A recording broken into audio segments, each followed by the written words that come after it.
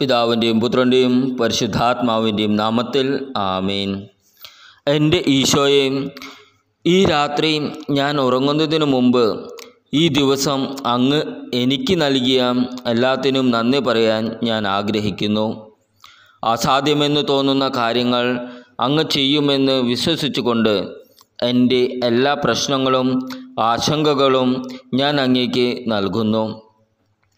പ്രകൃതിയുടെ മേൽ അധികാരമുള്ള ദൈവമേ, എല്ലാവിധ പ്രകൃതിക്ഷോഭങ്ങളിൽ നിന്നും എന്നെ സംരക്ഷിക്കണമേ. അങ്ങ് എന്നെ വഴി നടത്തുകയും അത്ഭുതങ്ങൾ ചെയ്യുകയും അങ്ങയുടെ വാഗ്ദാനങ്ങളിൽ അങ്ങ് വ്യതിചലിക്കുകയില്ലെന്നും ഞാൻ വിശ്വസിക്കുന്നു. എൻ്റെ വിശ്വാസം വർദ്ധിപ്പിക്കണമേ. എൻ്റെ കുറവുകൾ പരിഹരിക്കണമേ. എൻ്റെ ദേഷ്യങ്ങൾ എല്ലാം ശമിപ്പിക്കണമേ. ഞാനും എനിക്കുള്ളതെല്ലാം അങ്ങേക്ക് ഞാൻ സമർപ്പിക്കുന്നു.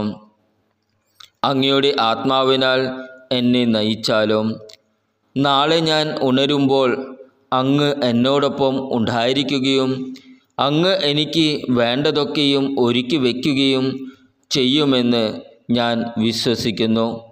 രാത്രിയുടെ യാമങ്ങളിൽ ദുഷ്ടൻ്റെ കെണിയിൽ നിന്നും എന്നെയും എനിക്കുള്ളവയെയും അങ്ങയുടെ ചിറകിൻ കീഴിൽ മറച്ചുകൊള്ളണമേ. കാണപ്പെടുന്നതും കാണപ്പെടാത്തതുമായ എല്ലാ ശത്രുക്കളിൽ നിന്നും എന്നെ കാത്തുകൊള്ളണമേ. ആമേൻ. സ്വർഗസ്ഥനായ ഞങ്ങളുടെ പിതാവേ, അങ്ങയുടെ നാമം ഉചിതമാകണമേ. അങ്ങയുടെ രാജ്യം വരണമേ. അങ്ങയുടെ തിരുമനസ് സ്വർഗത്തിലെ പോലെ ഭൂമിയിലുമാകണമേ. അന്നു വേണ്ട ആഹാരം ഇന്ന് ഞങ്ങൾക്ക് തരണമേ. ഞങ്ങളുടെ കടക്കാരോട് ഞങ്ങൾ ക്ഷമിച്ചിരിക്കുന്നത് പോലെ ഞങ്ങളുടെ കടങ്ങളും പാപങ്ങളും ഞങ്ങളോട് ക്ഷമിക്കണമേ. ഞങ്ങളെ പ്രലോഭനത്തിൽ ഉൾപ്പെടുത്തരുത്, തിന്മയിൽ നിന്ന് ഞങ്ങളെ രക്ഷിക്കണമേ. ആമേൻ. നന്മ നിറഞ്ഞ മറിയമേ, സ്വസ്തി, കർത്താവ് അങ്ങയുടെ കൂടെ സ്ത്രീകളിൽ അങ്ങ് അനുഗ്രഹിക്കപ്പെട്ടവളാകുന്നു. അങ്ങയുടെ ഉദരത്തിൻ്റെ ഫലമായ ഈശോ അനുഗ്രഹിക്കപ്പെട്ടവനാകുന്നു. പരിശുദ്ധ മറിയമേ, തമ്പുരാൻ്റെ അമ്മേ, പാപികളായ ഞങ്ങൾക്ക് വേണ്ടി എപ്പോഴും ഞങ്ങളുടെ മരണസമയത്തും തമ്പുരാനോട് അപേക്ഷിക്കണമേ. ആമേൻ.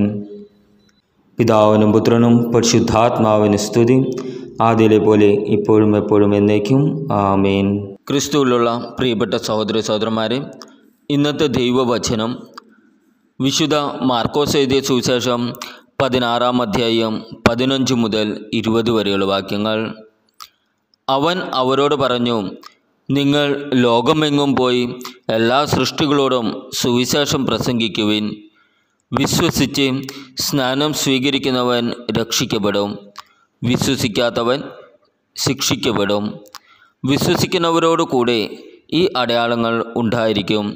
അവർ എൻ്റെ നാമത്തിൽ പിശാചുക്കളെ ബഹിഷ്കരിക്കും, പുതിയ ഭാഷകൾ സംസാരിക്കും, അവർ സർപ്പങ്ങളെ കയ്യിലെടുക്കും, മാരകമായ എന്തു കുടിച്ചാലും അത് അവരെ ഉപദ്രവിക്കുകയില്ല. അവർ രോഗികളുടെ മേൽ കൈകൾ വയ്ക്കും, അവർ സുഖം പ്രാപിക്കുകയും ചെയ്യും.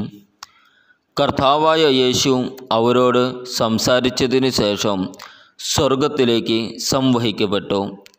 അവൻ ദൈവത്തിൻ്റെ വലത്ത ഭാഗത്ത് ഉപവിഷ്ടനായി. അവർ എല്ലായിടത്തും പോയി പ്രസംഗിച്ചു. കർത്താവ് അവരോടുകൂടി പ്രവർത്തിക്കുകയും അടയാളങ്ങൾ കൊണ്ട് വചനം സ്ഥിരീകരിക്കുകയും ചെയ്തിരുന്നു. നമ്മുടെ കർത്താവായ ഈശോ മിശിഹായ്ക്കും സ്തുതി.